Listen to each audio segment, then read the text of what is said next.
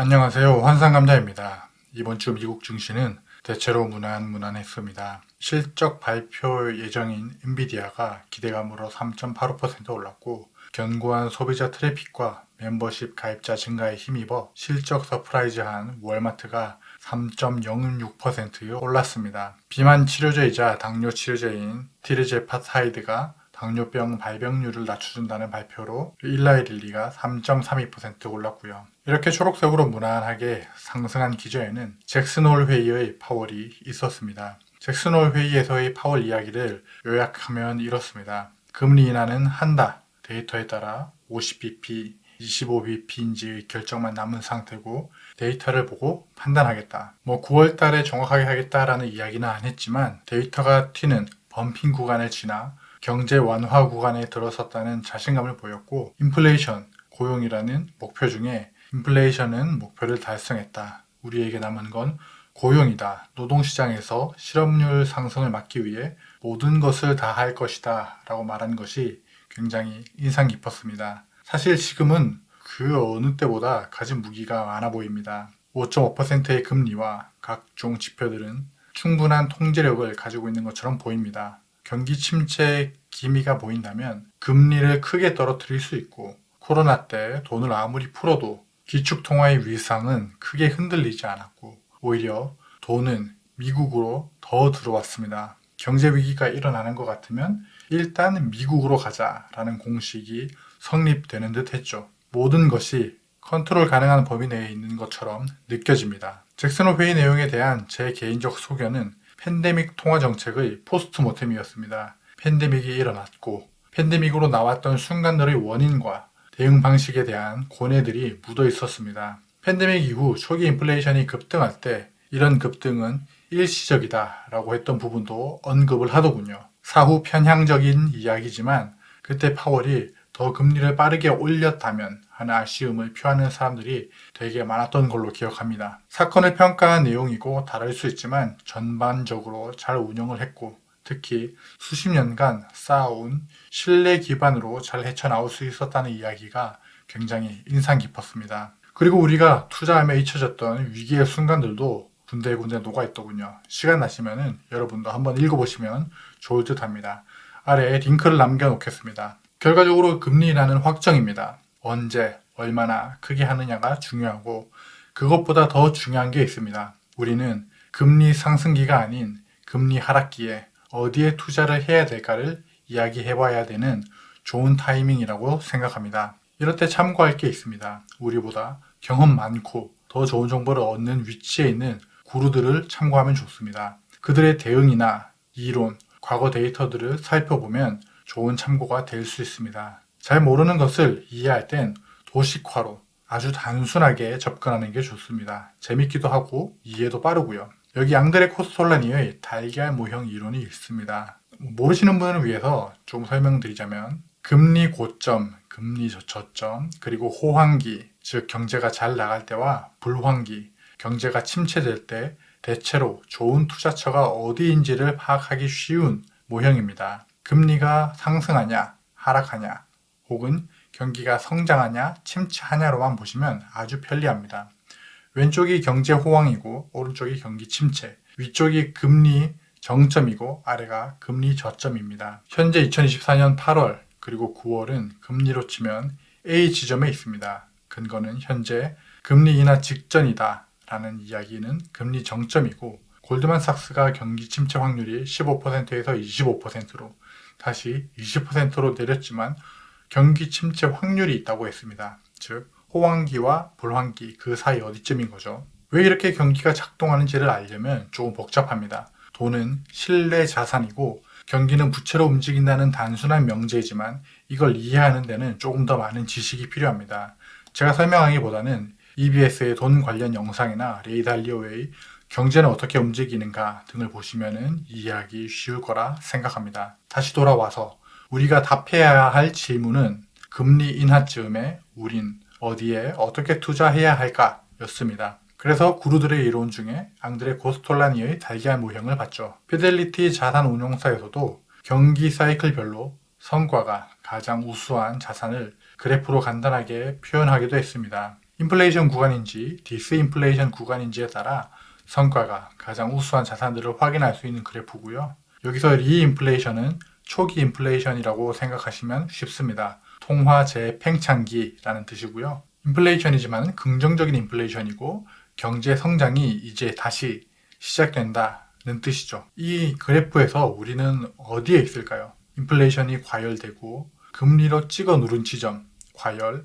스태그플레이션의 어디쯤으로 생각이 됩니다. 어떤 자산을 가지고 있는 게 좋을까를 이제 보는 거죠. 인플레이션이 과열되었으니 원자재를 사야 할까요?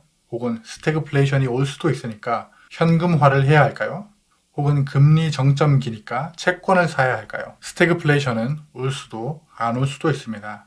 사실 오지 않아야 좋은 겁니다. 스태그플레이션은 경기 침체 중 가장 악질이고 이걸 피하기 위해 모든 나라의 중앙은행과 정책 관계자들은 최선을 다해 막습니다. 과열 단계를 지나 스태그플레이션은 느끼지도 못하게 지나가고 다시 인플레이션 초기 단계가 오는 것이 가장 이상적인 거죠. 여기서 주의할 점은 지금 단계의 성과가 가장 우수한 자산을 사도록 노력해서는 안 된다는 점입니다. 왜냐고요? 이미 많이 오른 상태일 확률이 높습니다. 원자재는 올해 이미 많이 올랐습니다. COPX는 구리채굴 기업에 투자하는 ETF입니다. 구리는 원자재고 경기 선행 지표이기도 하고 세계 경제 예측 박사라는 별명도 가지고 있습니다. 구리 박사, 영어로는 닥터 코퍼라고 합니다. 올해 4월 달에 이미 구리 가격은 2년 만에 최고가를 찍었습니다. 만약 여러분이 가지고 있다면 조금 더 들고 있어도 좋지만 매수 타이밍으로는 의문입니다. 구리가 지금보다 오를 수는 있겠죠. 그러나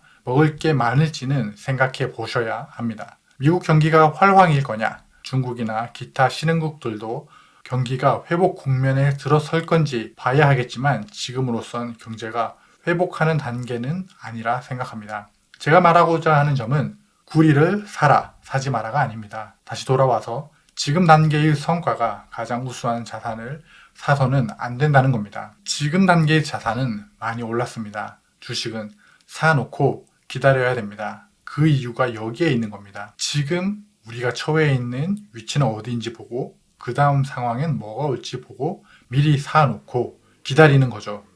스태그플레이션이 온다고 생각하면 현금을 일부 마련하는 겁니다. 워렌 버핏이나 드러켄 밀러는 현금 비중을 크게 늘렸습니다. 최근 구루들의 흐름은 세 가지 정도로 압축할 수 있습니다. 첫 번째, 빅테크의 비중을 줄이고, 두 번째, 현금 비중을 확대하고, 세 번째, 리츠와 에너지 쪽을 늘리는 쪽을 선택하고 있습니다. 이러한 액션들이 경기 침체와 금리 인하를 대비하는 움직임을 보이는 거죠. 현금, 부동산, 에너지, 어디서 많이 본 거죠?